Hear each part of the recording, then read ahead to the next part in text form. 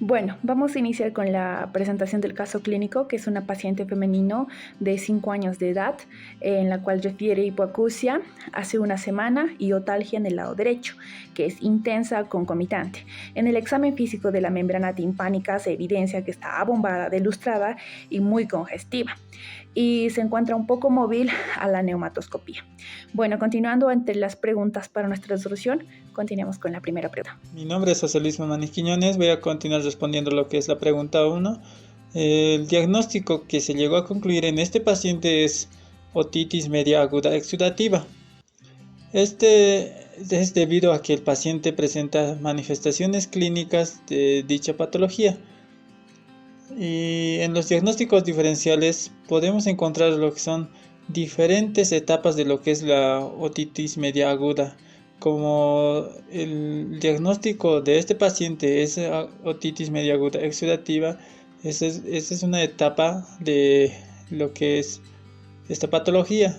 Dentro de los diagnósticos diferenciales encontramos lo que es a la etapa del tubotimpanitis, el cual está dado esta patología donde presenta un signo sintomatología muy semejante al paciente y con la cual puede ser como la hipoacusia, y debido a que hay un acortamiento de la extensión luminal del tímpano. Esto debido a qué? Debido a que hay un material exudado. Por ende es un diagnóstico diferencial de este diagnóstico. El otro de las etapas con las que se puede diferenciar es la hiperémica. Esta etapa está dada porque se encuentra al examen físico una membrana timpánica congestionada o a la observación un poco opaca y hipomóvil, que no puede tener una movilidad o un desplazamiento al sonido. Y también presenta lo que es un dolor el paciente a la exploración neumática. Ya también otro de los diagnósticos diferenciales es la etapa supurativa. Esta consiste en que el paciente presenta lo que es otalgia intensa y de tipo punzátil. La membrana timpánica en esta se va a observar abombada, hiperémica, tensa, inmóvil, y en ocasiones en las zonas amarillentas que van a denotar un líquido y necrosis. En esta patología va a haber lo que es una perforación, donde esta va a ocasionar lo que es una membrana timpánica perforada como tal, y va a tener lo que es una otorragia, disminuyendo así el cuadro dramáticamente. Posteriormente a la primera pregunta, en relación al diagnóstico y los diagnósticos diferenciales, tenemos que complementar que la paciente retorna a las 48 horas, que llega febril con una temperatura de 38.5 grados centígrados, con cefalea retroorbitaria, diplopía y oftalmoplegia. Como diagnóstico actual posterior al decreso del paciente de las 48 horas, se podría pensar posiblemente en un síndrome de Krateniko. Este síndrome es muy raro, pero se puede dar dentro de una otitis media aguda. Esta se consiste en una triada clínica que se da por una otitis media aguda, una parálisis unilateral del sector paracraneal y un dolor retroorbitario ipsilateral. Este síndrome consiste en la inflamación local de la dura madre adyacente a la porción petrosa del hueso temporal, comprometiendo lo que es el quinto y el sexto par craneal, considerando la porción petrosa del hueso temporal como una pirámide de base externa. El proceso inflamatorio se extiende desde la base del oído medio y la mastoides hacia el extremo medial por contigüidad. En la petrositis apical, el ápice petroso anatómicamente es un hueso con forma de pirámide que se encuentra entre el oído interno y el canal basilar en la porción medial del hueso temporal. Este hueso del ápice petroso está constituido por células aereadas que comunican con la cavidad del oído medio. Se piensa que en la patología que dichas células aireadas constituyen la vía de diseminación de la infección desde el oído medio, lo cual lleva al desarrollo de una petrocitis apical. Dentro de los límites del ápice petroso también se constituye lo que son muchas estructuras neurológicas que pueden ser afectadas por un proceso inflamatorio. Sin embargo, el ganglio del nervio trigeminino y del nervio abducens llegarían a ser los más afectados. Dichos nervios están separados del ápice petroso por una delgada capa de dura madre y por lo tanto son susceptibles a una reacción inflamatoria adyacente. El dolor retroorbitario sería secundario a la irritación de la rama oftálmica del nervio trigémino, y la inflamación del sexto par craneano puede contribuir a la parálisis del músculo rectolateral, resultando en una diplopía posteriormente. Dentro de los exámenes complementarios que se puede llegar a pedir al paciente sería una tomografía computarizada con contraste de la base del cráneo y del peñasco, así para llegar a observar lo que es la ocupación del material inflamatorio en las cavidades mastoideas, y también se puede llegar a pedir lo que es una resonancia magnética para observar el engrosamiento de las meninges adyacentes, cambios inflamatorios del ápice petroso con tejido y el realce de estructuras tras la administración de contraste y la ocupación de celdas mastoideas con material inflamatorio. También se le podría preguntar lo que es a parientes, como a los padres, si tienen una inmunización completa. El paciente, pues, al no tener una inmunización completa, podría ser como un factor más a que esta otitis haya evolucionado posteriormente. Gracias. Si en todo caso la paciente viniese por una reconsulta acompañada de fiebre de 38.5 grados centígrados, más la protrusión del pabellón auricular que va a estar hacia afuera y adelante, continuamente acompañada con un eritema retroauricular y que presenta una zona fluctuante tumefacta en el tercio medio del esternocleidomastoideo derecho. ¿Qué diagnósticos y tratamiento llegaría a ser para esta patología? El diagnóstico se va a basar en la mastoiditis, debido a que va a existir una continuidad anatómica entre la caja timpánica y la mucosa de las celdillas mastoideas del peñasco, lo que sugiere que en los casos de otitis media aguda o crónica puede existir un grado variable de afección del resto de la mucosa intratemporal. El cuadro de mastoiditis puede desarrollarse ante tratamientos incorrectos en pacientes no tratados e incluso en enfermos con un tratamiento correcto y buen cumplimiento. ¿Por qué? Esto va a ser debido a que se ha resuelto la infección de la caja timpánica, pero no totalmente de la cavidad mastoidea. En las manifestaciones clínicas, el paciente experimenta una otalgia continua de tipo inflamatorio, es decir, sincrónica con el pulso, que se acentúa con la actividad y al acostarse. Puede haber otorrea mucopurulenta de acuerdo con el germen infectante. Existe fiebre y decaimiento general. Se comprueba también el dolor retromastoideo a la presión y el pabellón se encuentra rechazado hacia adelante. En este caso se solicitaría una tomografía computarizada en el mínimo plazo posible. En casos de que exista una supuración, puede tomarse una muestra y realizar un cultivo y un antibiograma. ¿Y en qué se va a consistir el tratamiento? Bueno, podemos utilizar lo que sería el antibioterapia, que va a consistir en el uso de las cefalosporinas de segunda o tercera generación. Estas van a ser por vía parenteral. También podemos utilizar los corticoides. Esto no va a ser generalizado, pero se ha demostrado que puede llegar a aliviar el dolor y disminuir la tumefacción y la inflamación. Estos se van a utilizar en ciclos cortos de metilprednisolona a dosis de 1 a 1,5 miligramos kilogramos día.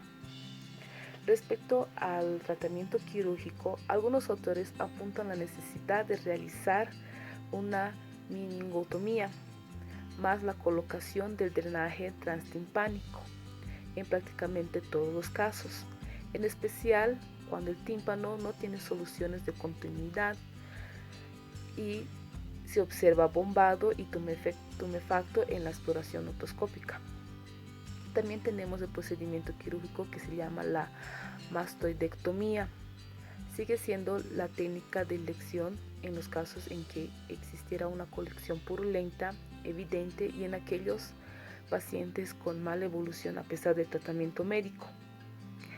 La mastoidectomía no tiene como único objetivo el drenaje del material purulento y la eliminación del tejido de granulación, sino también logra un buen espacio de aireación y drenaje de la neocavidad tímpano-mastoidea. Es curioso también que revisemos porque en algunos autores mencionan que el tratamiento conservador con antibióticos de amplio espectro y la meningotomía resuelve el 75% de todos los casos de mastoiditis y solo una cuarta parte de los pacientes requieren un abordaje quirúrgico.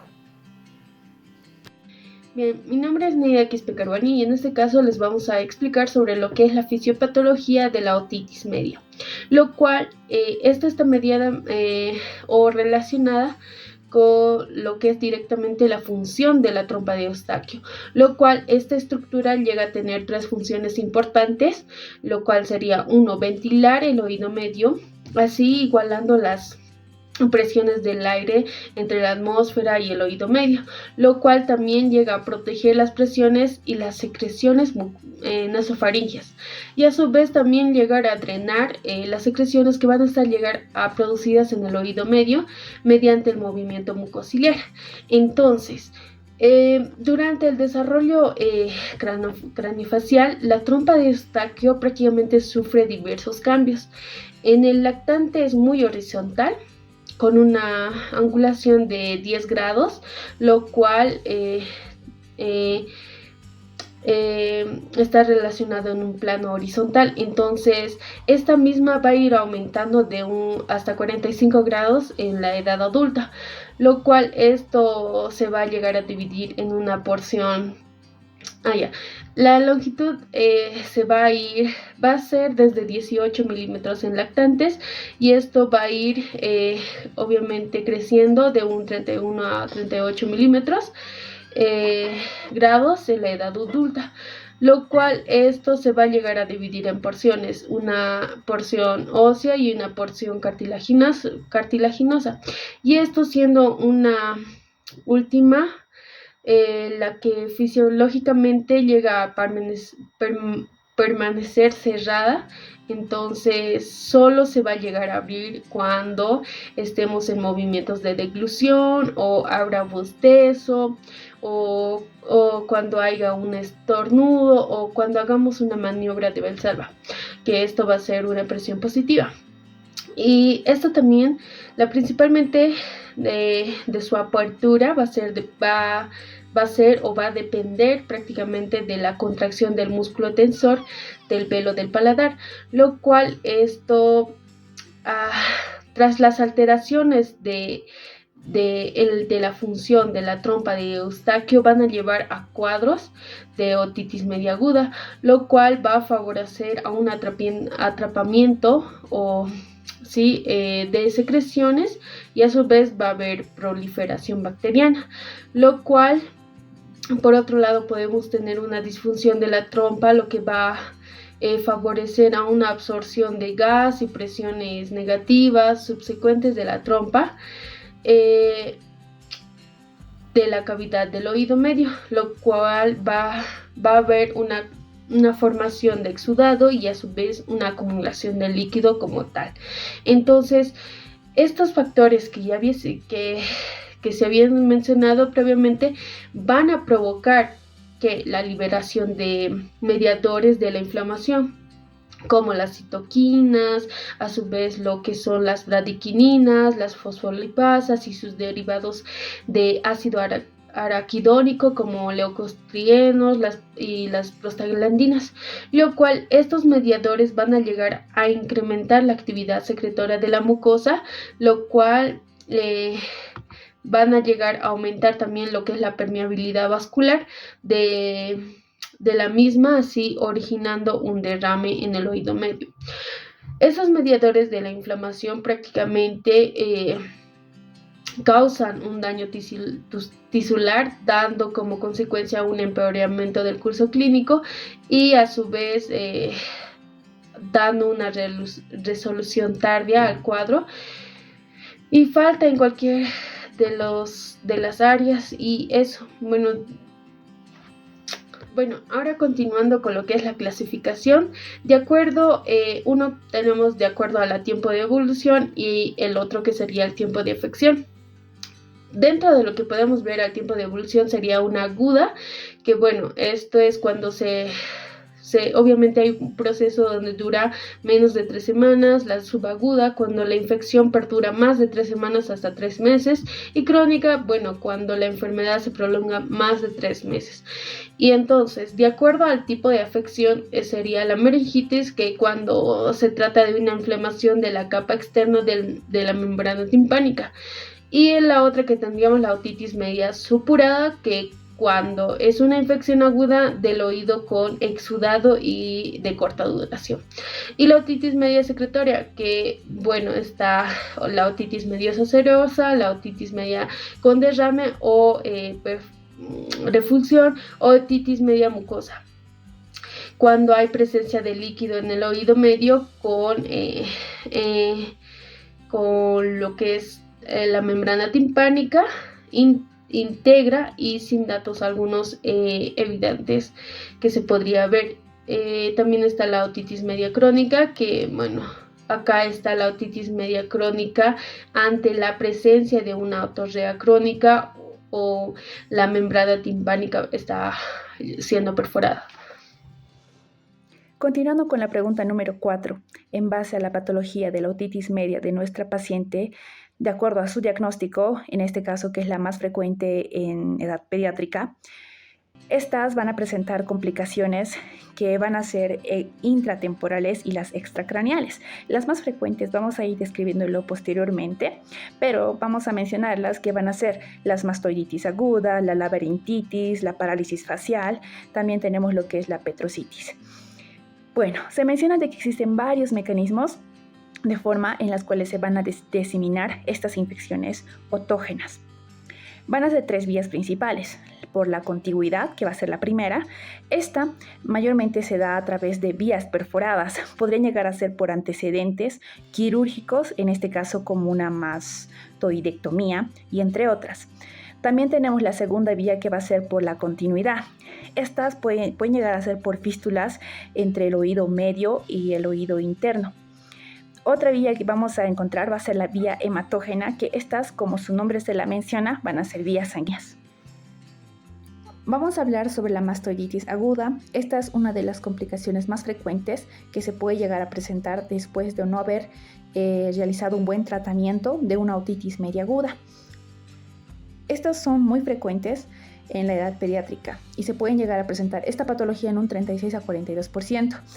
Las bacterias o los microorganismos más frecuentes van a llegar a ser un 30% el neumococo, entre un 15% tanto las Haemophilus influenzae, o en este caso los Streptococcus beta hemolíticos, y en un 10% los Staphylococcus aureus.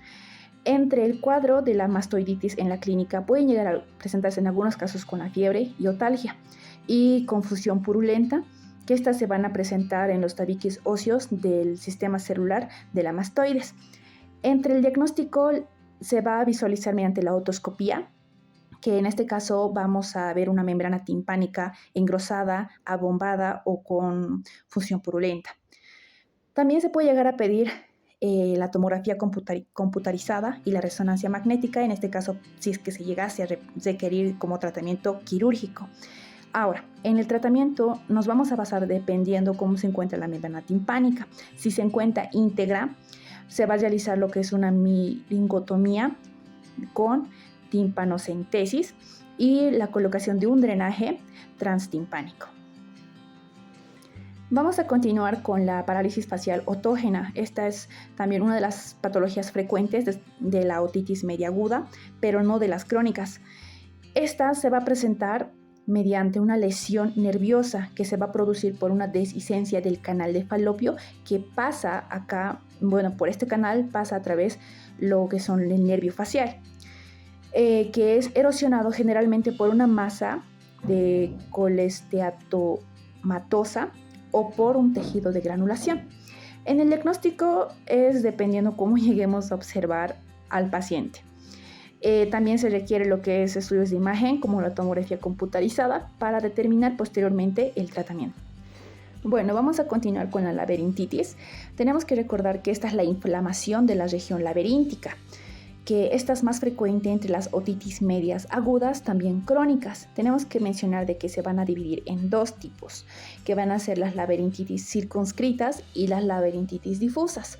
Las laberintitis circunscritas, estas se van a dar de forma más específica en las otitis con colesteatomatosas. La clínica va a haber el signo de la fístula. En este caso van a ser pacientes con nistagmo hacia el lado patológico. El diagnóstico con la tomografía computarizada y el tratamiento siempre es quirúrgico.